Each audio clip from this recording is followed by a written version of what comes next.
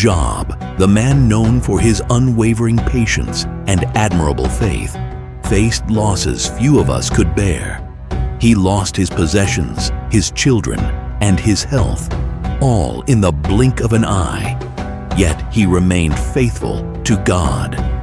Now imagine if instead of persevering, Job had given up. What if, in the midst of unbearable pain and his friends' accusations, he decided faith no longer made sense? What would his life have been like? How would this choice have affected his story, his family, and even our understanding of faith and resilience today? Today, we'll explore this possibility. We'll take you through an alternate story where Job succumbs to pain and pressure, abandoning his trust in God. You'll see how this decision not only changes his path, but also the spiritual impact it would have on future generations.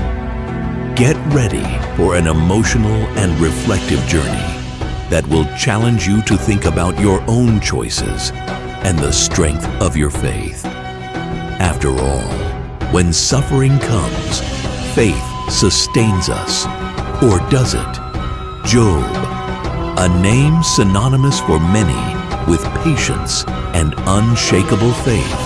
But who was he really? Before becoming the protagonist of one of the most challenging and inspiring stories in the Bible, Job was just a man, or perhaps not so ordinary.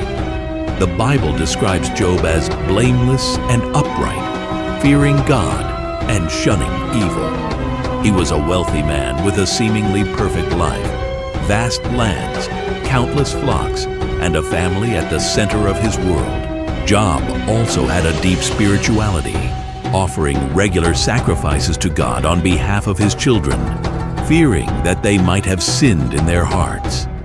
But it isn't Job's prosperity that makes him such a remarkable figure. It's what happens when all of that is stripped away. His story takes a dramatic turn when Satan challenges God, suggesting that Job's faith depends on his material blessings. God, knowing the heart of his servant, allows Job to be tested in the most extreme ways. And the test begins. In a single day, Job loses his flocks, his servants, and most devastatingly, his children, all tragically, at once. Just when you think it couldn't get worse, Job's health is taken, leaving him covered in painful sores. Yet, amidst the chaos and pain, Job continues to praise God. He tears his clothes, falls to the ground, and declares, "The Lord gave, and the Lord has taken away. Blessed be the name of the Lord." It's a response that defies human logic. But Job isn't portrayed as a superhuman devoid of pain. He questions, laments, and even curses the day he was born. His conversations with God and his friends reveal a deeply anguished soul, yet one determined not to abandon his faith. Job never wrongfully accuses God, even when his friends press him, insisting he must have sinned to deserve such suffering. Now, imagine this critical moment. Job sat silently on a pile of ashes. His once healthy skin was now covered in sores that burned and bled, each one seeming like an external reflection of his internal pain. Around him, the world appeared to have stopped, but inside Job, everything was in turmoil: pain, anger, questions, and a growing sense of emptiness. He had lost everything: his children, his wealth, his health. But the greatest loss was the one he couldn't put into words: the sense that God, the God he had trusted all his life, had abandoned him. Job's friends surrounded him, their words sounding more like accusations than comfort. "Job," Eliphaz began, "the innocent don't suffer like this. There must be something you did to deserve it." Bildad added, "If you just repented and sought God, He might restore your life." Job listened, but every word felt like a knife driving deeper into his soul. He had no answers to give. He knew with all certainty that he had committed no sin worthy of such tragedy. Then came the final blow. His own wife's voice, exasperated by ongoing pain and suffering, echoed cruelly, "Do you still maintain your integrity? Curse God and die." At that moment, something inside Job broke. Up until that day, he had resisted. He had torn his clothes, sat in ashes, and proclaimed, "The Lord gave, the Lord has taken away. Blessed be the name of the Lord." But now, in the face of heavenly silence and the crushing weight of his pain, he felt as though he had reached his limit. That night, Job did the unthinkable. He looked up at the starry sky, which had so often reminded him of God's greatness and goodness, and cried out, "Enough! If this is the price of following you, I want no part of it. God, you abandoned me, so I abandon you." The silence remained. No answer, no lightning, nothing. Just the echo of Job's own words, which seemed to resound in the void. His friends, shocked, exchanged glances, unsure of what to say. His wife, on the other hand, gave a sad smile as if she had finally gotten what she expected. The next day, Job rose from the ash heap and decided he would bow no longer. He wouldn't offer sacrifices or seek answers. He would start over, on his own. The idea seemed simple. Rebuild a new life without depending on a God who, in his view, had abandoned him. But soon, Job realized the cost of the anger that drove him. He began pushing people away. His friends, unable to understand or accept the new job, gradually disappeared. His wife, though remaining by his side, grew cold and distant, unable to see in him the man she once loved.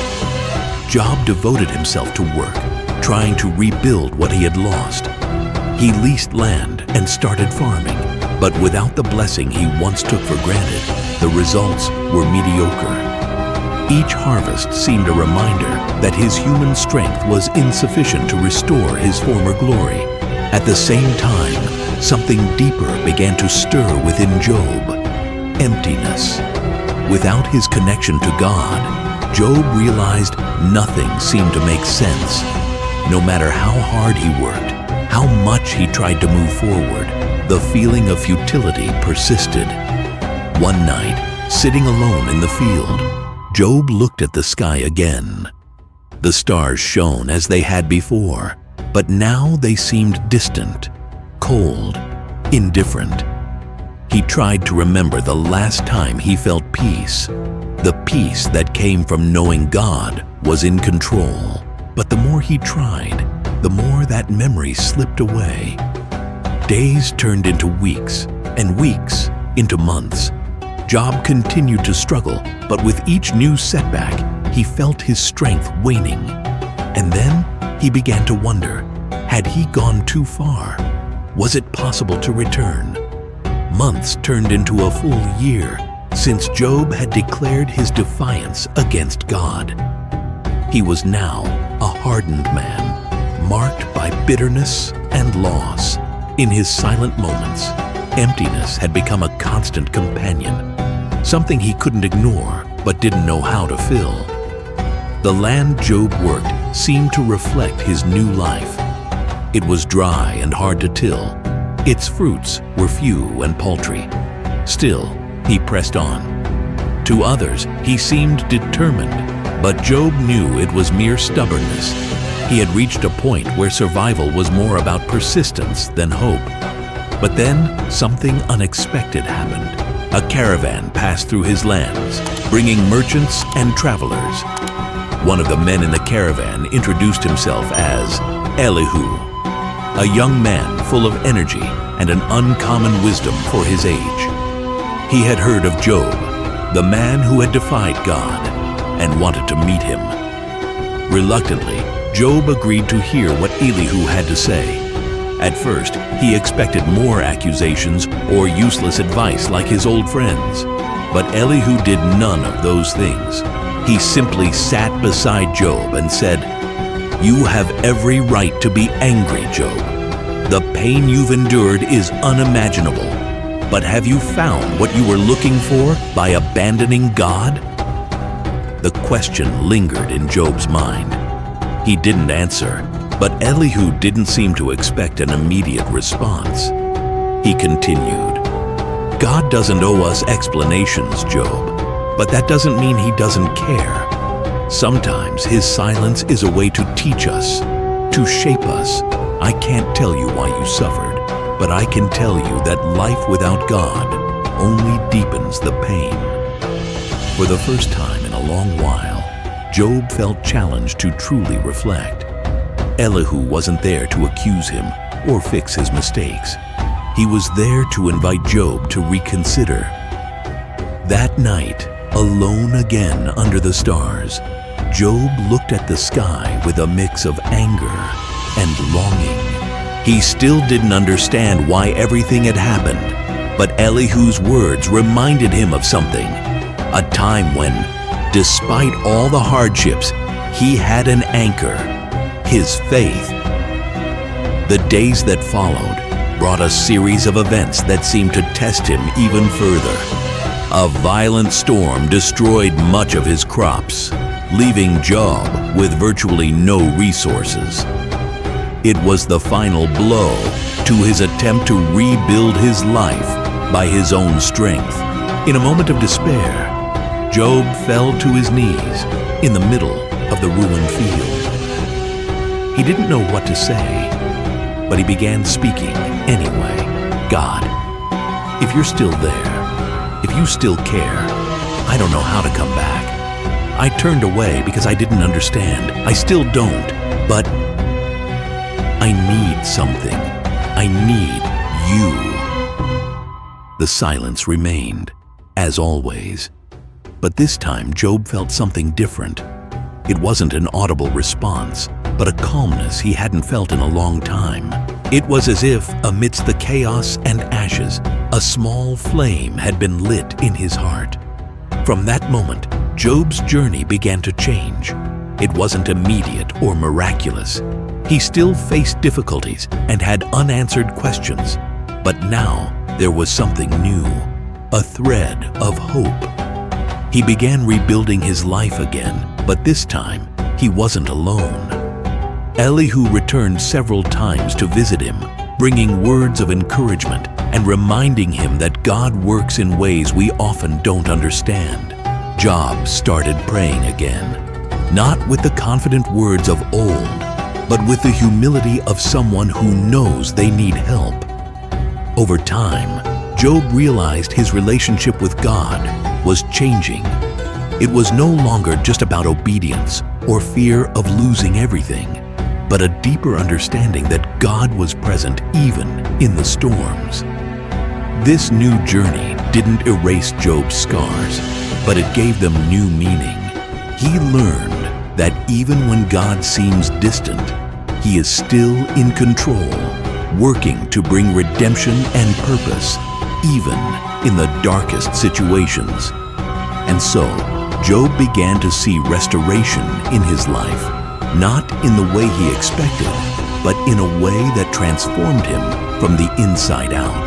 The reimagined story of Job leaves us with an important question. What happens when we abandon our faith at the moment we need it most? Job was a man who experienced the deepest pain and did what many of us might consider doing. He gave up. And in doing so, he faced an even greater emptiness, a chasm of loneliness and despair that no human effort could fill. This alternate version of his story makes us reflect on our own lives. How often are we tempted to give up on what we believe in because things didn't turn out as we expected? After all, life is full of difficult moments. Losses, disappointments, and challenges come without warning, and often our immediate reaction is to seek blame. Sometimes we blame the people around us, and other times we blame God. But what this story teaches us is that abandoning our faith costs more than just our connection with God. It also means losing the foundation that helps us weather the storms. Job learned this the hard way. He believed that by rejecting God, he could rebuild his life with his own strength. What he found was a cycle of frustration and emptiness. This reimagining serves as a mirror for all of us. Think for a moment. How do you react when things fall apart? Do you seek God for the comfort and direction you need, or do you try to face everything alone, feeling that faith is useless amidst the chaos? In such moments, it's common to feel that God is distant, that He has left us. Job felt this way, and who could blame him? But what we forget is that God never abandons us. Even when we don't feel His presence, He is working, shaping something we may only understand later. How many times in the Bible do we see stories of people facing God's silence? Abraham waited years for the promise of a son. Moses spent 40 years in the desert before leading the people of Israel. Even Jesus on the cross exclaimed, my God, why have you forsaken me?" These moments of silence are not absence. They are invitations to trust, even without clear answers. In the reimagined story, Job turned away from this invitation, and the consequences were devastating. He lost more than material possessions or health. He lost the connection with the only one who could bring true peace to his heart. But at the same time, this story gives us a powerful reminder. It's never too late to return. Even after all the distance, Job found his way back to God. And that's something all of us can do. No matter how far we've strayed, God is always ready to welcome us, not with condemnation, but with grace and love. Perhaps you're living something similar to Job's story. Maybe you're in the midst of a storm, feeling that God has forgotten you.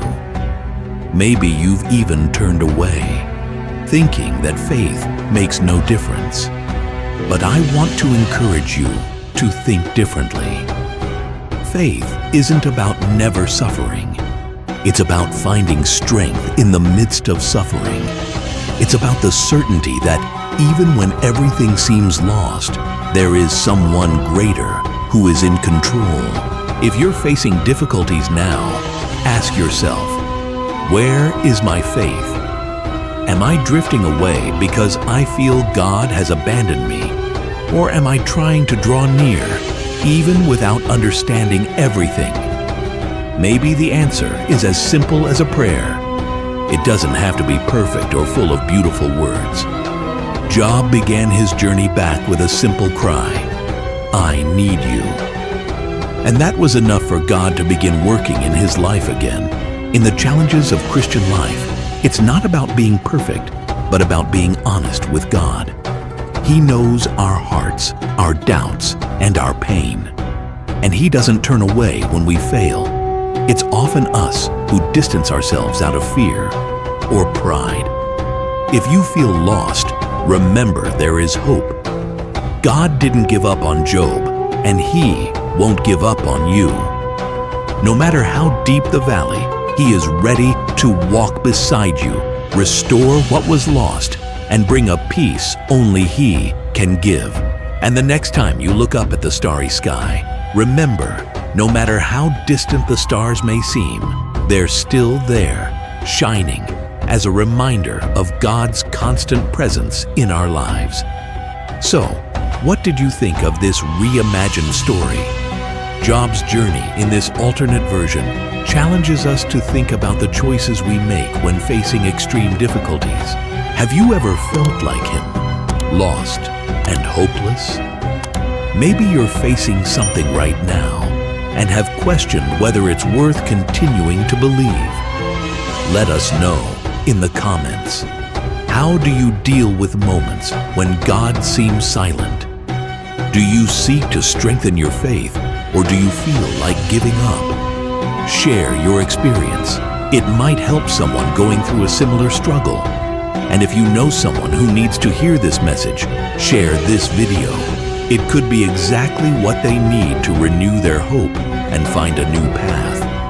Oh, and don't forget to like the video and subscribe to the channel. By doing so, you help spread these stories that make us reflect, inspire, and grow together. And turn on the notification bell, because we have much more to come. Speaking of upcoming videos, how about reimagining another story? Have you ever wondered what would have happened if the Tower of Babel had been built to glorify God? How would that have changed the future of the church and religions? Well, get ready, because this is our next What If. See you in the next episode. Until then, remember, faith can be challenged, but it's never too late to start over.